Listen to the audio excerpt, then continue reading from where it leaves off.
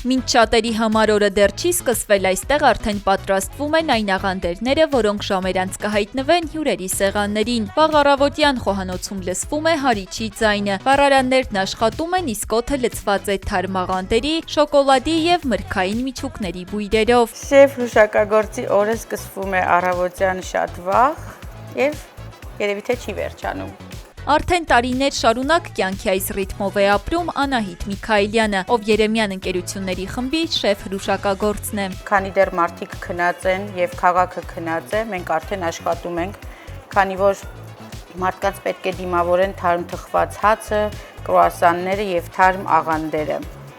Այնուհետև սկսվում է օրվա ավելի ակտիվ մասը,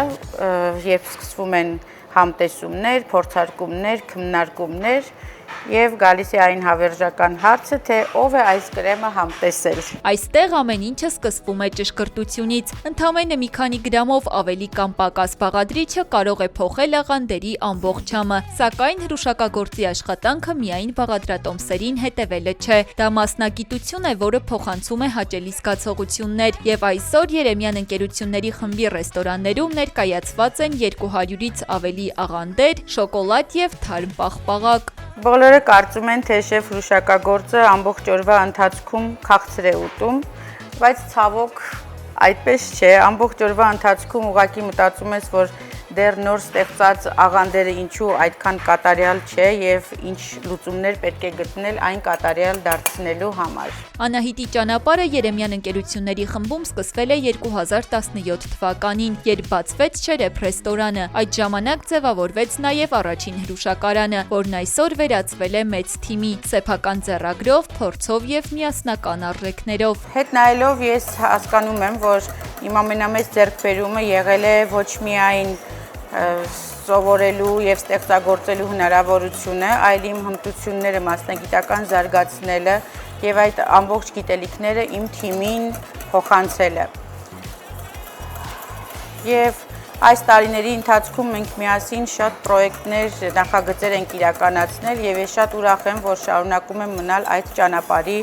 մի մասը։ Այդ ճանապարհի կարևորագույն էջերից մեկը գրվեց 2019 թվականին, երբ Երեմյան ընկերությունների խումբը գրանցեց Գինեսի համաշխարհային ռեկորդ, պատրաստելով աշխարհի ամենամեծ մատուցվող հայկական ավանդական գաթան, սակայն Անահիտի համար ամենամեծ ձեռքբերումները չեն չափվում ռեկորդներով։ Իրականում ձեռքբերումները մեզ համար մրցանակներ եւ ռեկորդները չեն, դրանք մեզ համար մեր ստեղծած հեղինակային աղանդերներն են,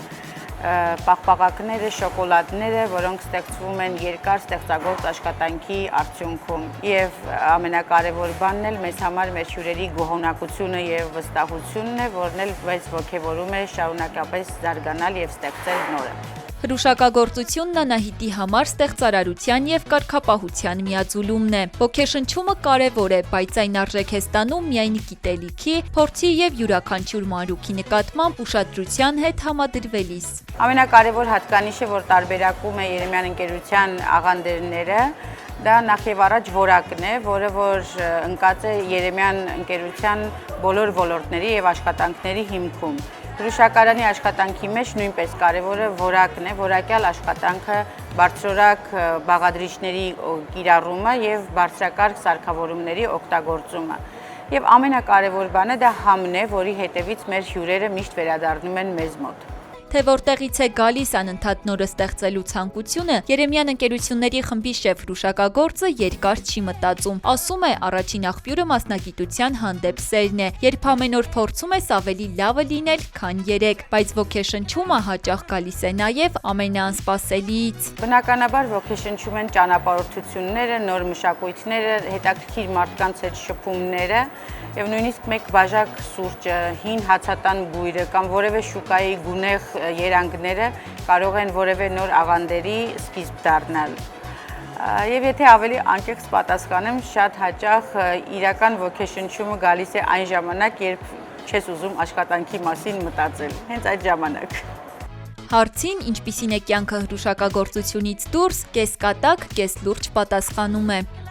Իսկ կա կյանք հրուշակագործությունից դուրս։ Առաջին մասնագիտությամբ ես դաշնակահար եմ եւ երաժշտությունը իմ կյանքի անբաժան մասն է։ Հաճախ եմ գնում դասական երաժշտության համերգներին եւ ես հաճույք եմ ստանում ոչ միայն երաժշտություն լսելուց, այլ նաեւ հետեւելով դիրիժորին, նրա աշխատանքին, քանի որ այդ աշխատանքի շնորհիվ երաժշտությունը բեմում կենթանանում է։ Տարիների ընթացքում Անահիտը համոզվել է, որ հաջողությունը պատահականություն չէ, այն ամենօրյա աշխատանքի, կարգապահության եւ անընդհատ սովորելու արդյունք է։ Հենց այս սկզբունքներն էլ նա փոխանցում է սկսնակ հրուշակագործներին։ Ամենակարևոր խորհուրդը երբեք մի դադարեք սովորել։ Որքան շատ ես սովորում, այնքան հասկանում ես, թե դեռ ինչքան բան կա սովորելու։ Եղեք միշտ կարգապահ, շարունակեք ստեղծագործել, շարունակեք զարմացնել ինքներդ ձեզ, քանի որ երբ դադարում եք զարմանալ ինքներդ ձեր պատրաստածից, այլևս ոչ մեկ չի զարմանա դրանից։ Եվ մի կարևոր խորհուրդ՝ հրուշակագործ դառնալու գաղտնիքը միայն տաղանդի մեջ չէ։ Հրուշակագործ դառնալը դա անսահման սեր է մասնագիտության նկատմամբ, կարգապահություն եւ ամենօրյա աշխատանք։